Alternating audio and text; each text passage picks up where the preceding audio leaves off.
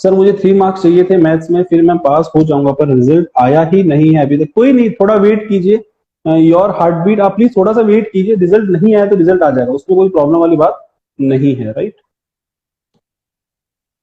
कैसे करना है बच्चे, क्या करना है? आशीष मैं आपको रिक्वेस्ट भेजता हूँ, देखो अगर आप पॉसिबल है तो वहां से अपनी साइड से आप एक्सेप्ट कीजिएगा। कहाँ पर है आशीष? Send request. आशीष आप एक्सेप्ट करेंगे तो आप मेरे साथ वीडियो कॉन्फ्रेंसिंग में भी ऐड हो जाएंगे, राइट। हाँ जी sir. Hello Ashish. Hello, good Ashish, how evening are sir. You? Very fine good sir, evening good बच्चे, evening sir. Very good good evening. Evening yes sir. Sir तो कैंसिल ही नहीं हो रहे सर ये पेपर, सर होना चाहिए कैंसिल। कैंसिल बहुत ही ज्यादा हॉट टॉपिक है बच्चे, हर जगह यही चर्चाएं चल रही है। मैं तो खुद सोच रहा था कि मैं क्यों ना 200-300 वीडियो मैं ही बना दूं कि कंपार्टमेंट कैंसिल करो। बट बच्चे एक्चुअली देखो, ये स्कूल जो सीबीएसई है ना, वो कहीं ना कहीं अपने जो टॉपिक जिसका वो सोच रहे हैं ना, देखो प्रॉब्लम क्या होगी पता है? अगर सीबीएसई कंपार्टमेंट एग्जाम कैंसिल कर देता है ना बच्चे, तो प्रॉब्लम ये होगी, कुछ स्टूडेंट्स एक्चुअल में ऐसे हैं, कुछ स्टूडेंट जेन्युइनली ऐसे हैं जिन्होंने सीबीएसई को लेटर लिख के बोला है कि आप हमारे एग्जाम कंडक्ट करवाइए, बिकॉज उनको बच्चे परसेंटेज अच्छी चाहिए। तो अगर देखो सीबीएसई यहाँ पे इस तरीके से बाउंड हो रखा है कि अगर सभी होते हैं ना, कि सभी बोलते थे कैंसिल करवा दो, तब तो कोई प्रॉब्लम ही नहीं है। अब यहाँ पे प्रॉब्लम क्या आ रही है, कुछ स्टूडेंट्स अभी ऐसे बैठे हुए हैं जो ये सीबीएसई के ऊपर ये प्रेशर बनवा रहे हैं। आपने देखा होगा अभी जो मिनिस्टर थे, एजुकेशन मिनिस्टर, उन्होंने एक पोस्ट डाला था, उसमें उन्होंने क्लियरली कहा है कि कुछ स्टूडेंट्स हैं वो रिक्वेस्ट कर रहे हैं कि एग्जाम कंडक्ट होने चाहिए, राइट। तो ये कहीं ना बाई चांस कोरोना किसी को हुआ, फिर तो बहुत सीन हो जाएगा सर। वो तो देखो आशीष, मैं टोटली एग्री कर रहा हूँ उस चीज के लिए, मैं मान सेफ्टी तो नहीं देने वाली, वो तो अब हायर वाले जो हॉस्पिटल वगैरह वहां पे तो हमें करने नहीं वाले। देखो फिर सर कहीं ना कहीं इसके देखो सॉल्यूशन भी हैं। अगर सीबीएसई चाहे तो क्या पता बच्चे ऑनलाइन एग्जामिनेशन भी ले लेना। तो अभी तक उन्होंने क्लियर कट कुछ भी करा नहीं है। अगर सपोज ऑनलाइन भी करते हैं तो कहीं पे देखो बात ये आ जाती है, क्या सारे स्टूडेंट्स के पास ऑनलाइन एग्जाम देने के रिसोर्सेज हैं प्रॉपरली? मतलब बहुत सारे टॉपिक है बच्चे, ये बहुत बड़ा मतलब आर्ग्यूमेंट का टॉपिक है बच्चे, डिबेट बन सकता है इसके ऊपर तो पूरा सा। यहाँ पर ये कहीं ना कहीं इशू है सर। आप फिर वो वीडियोस डाल दो सर, अकाउंट्स के रिलेटेड वगैरह। अकाउंट देखो, एक्चुअली मैं आपको बता रहा था कि जैसे मैं अपना सेटअप आपको बहुत जल्द एक वीडियो में दिखाऊंगा, मैं इसके ऊपर ही काम कर रहा हूँ। मेरी इको और अकाउंट्स की ऑलमोस्ट आप मान के चलो अभी 19 to 20 लेक्चर्स रिकॉर्ड हो गए। बट मैं क्या चाह रहा था कि बच्चों को मैं जो कंटेंट प्रोवाइड करूँ ना, वो एक साथ बल्क में प्रोवाइड करूँ। बाकी जैसे मैंने यूट्यूब पे देखे थे, नो डाउट और बहुत सारा कंटेंट अवेलेबल है, बट प्रॉब्लम क्या आती है, बच्चा वो सीक्वेंस में कवर नहीं कर पा रहा है। जैसे भाई उसने क्लास नंबर 1 देखी, तो क्लास नंबर 2 और 3 उसको वहां पे प्रॉपरली नहीं मिल रही है। तो मैं मेरी साइड से ट्राई कर रहा हूँ कि मैं प्रॉपरली एक सीक्वेंस, एक प्रॉपर सेट बना के आप लोगों को क्लासेस प्रोवाइड करूं, तो कहीं ना कहीं बच्चे बेस्ट कंटेंट आएगा। थोड़ा सा वेट करना पड़ेगा आशीष, लेकिन बहुत जल्द कंटेंट आने वाला है सर। तो ये पेपर कब तक हो सकता है आपके हिसाब से सर? कौन से कंपार्टमेंट की बात कर रहे हो या फिर मेन कंपार्टमेंट बच्चे है ना, सितंबर के अंदर आप मान के चलो मिड पकड़ते हैं अपन, क्योंकि देखो फिक्स डेट उन्होंने बोली नहीं है। फर्स्ट एंड सेकंड वीक का तो सवाल उठता ही नहीं, बिकॉज अभी उन्होंने अगर करना ही होता तो पहले वो डेट शीट रिलीज करेंगे, पहले डेट शीट रिलीज करेंगे, तो उसके बीच में गैप तो चाहिए होगा। 7 to 15 डेज का गैप चाहिए कम से कम, बच्चों को एडमिट कार्ड अलॉट हो जाए, इसमें कोई इश्यूज हो तो वो बात हो जाए इस हिसाब से, राइट। और सर घर सब ठीक सर? आशीष कहाँ से हो आप बेसिकली? सर मैं पंजाब के नजदीक से पढ़ता हूँ सर। पंजाब में? यार मैंने पंजाब में तो 6 साल स्पेंड किए, पंजाब में कहाँ से? सर नियर होशियारपुर से, मतलब हिमाचल में होशियारपुर के नजदीक पड़ता है। आपके पंजाब और ये किसके बोलते हैं, हिमाचल के बीच में एक पठानकोट पड़ता है। मैं पठानकोट 6 साल में रहा हुआ हूँ, मामून कैंट के अंदर। मेरे घर से 2 घंटे दूर है सर। क्या बात कर रहे हो? अच्छा अच्छा, चलो बहुत बढ़िया। और सर घर सब ठीक सर? बस सब बढ़िया बच्चे। हाँ जी sir. Okay sir, thank you so much sir, take care and stay safe. ठीक है, थैंक यू सो मच बच्चे, nice to talk, thank you sir, thank you sir.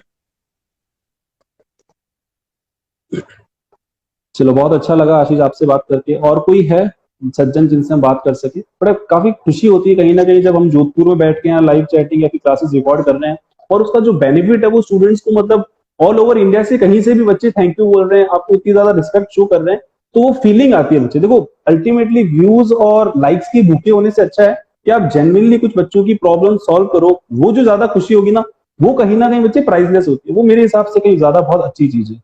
और कोई है जिससे हम बात करें? क्वेश्चन था ऊपर किसी का, वेट अ सेकंड, मैं क्वेश्चंस ले लेता हूँ, आपकी मिस ना हो जाए मेरे से। सर मेल नहीं आया है आशीष, अगर मेल नहीं आया, मेल का वेट करना पड़ेगा, 2 से 3 दिन में बच्चे आपको मेल रिसीव हो जाएगा। सर प्री बोर्ड का क्वेश्चन आ रहा है, thank you so much sir, आप लोगों के बहुत अच्छी हेल्प कर रहे हो। अभिषेक थैंक यू सो मच। अभिषेक मैं आपको सेंड करता हूँ, शायद आयुष तो रिक्वेस्ट एक्सेप्ट नहीं कर रहे हैं। अभिषेक क्या आप ज्वाइन कर पाएंगे बच्चे अभी लाइव स्ट्रीमिंग मेरे साथ में? अभिषेक, अभिषेक सर को रिक्वेस्ट सेंड कीजिए प्लीज। ओके अभिषेक, आप ये रिक्वेस्ट एक्सेप्ट करेंगे तो आप मेरे साथ बच्चे वीडियो कॉन्फ्रेंसिंग पे लाइव आ जाएंगे, राइट? हेलो अभिषेक, हेलो सर। कैसे हो अभिषेक? बस अब बढ़िया सर। चलो बहुत अच्छी है बच्चे, आप मेरे स्टार्टिंग से मेरे फॉलोवर हैं, मैं आपको देख रहा हूँ, आपके काफी कमेंट्स भी आते हैं हमारे चैनल पे भी, तो काफी अच्छा लगता है आप लोगों के साथ बच्चे कम्युनिकेट करके। कैसे, सर कहाँ से हो अभिषेक आप? सर मैं भोपाल मध्य प्रदेश। मध्य प्रदेश से, ओके बच्चे, भोपाल, दैट्स ग्रेट। तो आपका रिजल्ट अभी बच्चे आया नहीं है या फिर आप इसी का रीवैल्यूएशन के रिजल्ट का ही वेट कर रहे हैं? अभी क्या हो रहा है? हेलो या Abhishek, can you? Good evening sir. Very good evening Anurag, how are you? Sir very good evening sir. पूछना था कि जैसे नीट है, सर क्या लगता है इस बार नीट के एग्जाम होगा या नहीं होगा? देखो नीट के एग्जाम, अगर आप देखो, जैसा कि आपको पता होगा, आप सोशल मीडिया पे हैं, तो जिस तरह के अभी कॉन्फ्लिक्ट चल रहे हैं, जिस तरह के अभी डिबेट चल रहे हैं, तो मेरा पर्सनली कहीं ना कहीं ये मानना है कि जैसा कि अभी सारे स्टेट गवर्नमेंट इसका अपोज कर रहे हैं, आपको पता होगा बड़े बड़े जो अथॉरिटीज हैं, बड़े बड़ी जो पार्टीज, अब तो देखो जो बड़े जो न्यूज चैनल थे उन्होंने भी इसका कवरेज करना स्टार्ट कर दिया है। तो अब इस बार देखो प्रेशर बहुत ज्यादा है, इस बार आप मान के चलो, अगर मेरा ओपिनियन आप लोगे ना, तो बच्चे बहुत मुश्किल है इस बार ये नीट के एग्जाम हो जाए, ये बहुत मुश्किल है इस बार एग्जाम कंडक्ट होना, राइट? और कहीं ना कहीं इसका बेनिफिट आप कंपार्टमेंट वाले स्टूडेंट्स को भी ऐसे मिल जाएगा कि जिन स्टूडेंट्स की कंपार्टमेंट है, तो शायद उनका भी एग्जाम में भी पॉसिबल कैंसिल हो जाए। बच्चे कंफर्म देखो कुछ नहीं है, कंफर्म तो कुछ नहीं है, लेकिन वो बात हो रही है यहाँ पे प्रोबेबिलिटी की, कितनी क्या प्रोबेबिलिटी है। तो जैसे अभी हालात हैं, जैसे भी सिचुएशन है, तो देखो एग्जाम कंडक्ट हो नहीं सकते हैं, आप कितना भी ट्राई करेंगे, आप सोशल डिस्टेंसिंग नहीं मेंटेन करवा सकते हो स्टूडेंट्स में, बच्चों में अगर इतनी समझ होती स्कूल लेवल के बच्चों में, तो बच्चे कुछ बात ही कुछ और होती। तो ये मेरे हिसाब से प्रॉब्लम वाली बात है।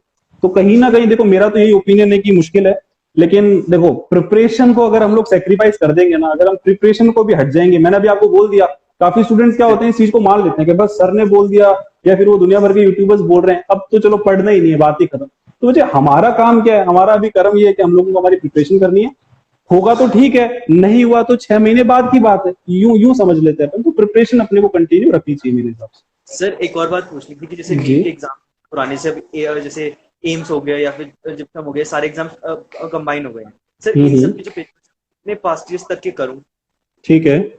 कितने पास्ट ईयर्स तक की मतलब प्रैक्टिस करूं? देखो मेरी मेरी मेरी मेरी बात सुनना, एक चीज मैं आपके साथ शेयर करूंगा। ये देखो जो पास्ट ईयर के जो पेपर्स होते हैं, आपको जस्ट उससे होगा क्या ना, अब जैसे आप फॉर एग्जांपल आपने पास्ट 5 ईयर्स के आपने पेपर्स के सेट ले ली, ठीक है, आप उसको चैप्टर कंटेंट वाइज नहीं कर रहे हो, आपने पेपर का प्रॉपर एक पेपर उठाया, आपने उसको टाइम लिमिट के साथ आपने उसकी प्रैक्टिस की, तो बच्चे उसके हिसाब से वो चीज एकदम परफेक्ट है कि आपकी जो प्रिपरेशन है। आप ये सोच रहे होंगे कि सर मैंने वो क्वेश्चन देख लिए, मैंने वो क्वेश्चन का पैटर्न समझ लिया, पैटर्न समझने तक की चीज ठीक है, लेकिन वो क्वेश्चंस रिपीट हो जाएंगे, वो अपने आप में बच्चे इम्पॉसिबल चीज है। आपको तो ऐसे नए नए क्वेश्चन वहां देखने को मिल जाएंगे जो शायद पहले 5 साल क्या 7 साल के पेपर में भी आपने नहीं देखे होंगे, राइट? तो अगर आप जस्ट क्वेश्चन के लिए प्रिपरेशन कर रहे हैं ना, तो आपको तो कंटेंट कॉन्सेप्ट पे जाना पड़ेगा। हाँ, आप पैटर्न देखना चाहते हैं, आप अपनी प्रिपरेशन, अपनी स्किल देखना चाहते हैं, आप कितने टाइम में पेपर कंप्लीट कर पा रहे हैं, उसके लिए वो चीज बेस्ट है, राइट?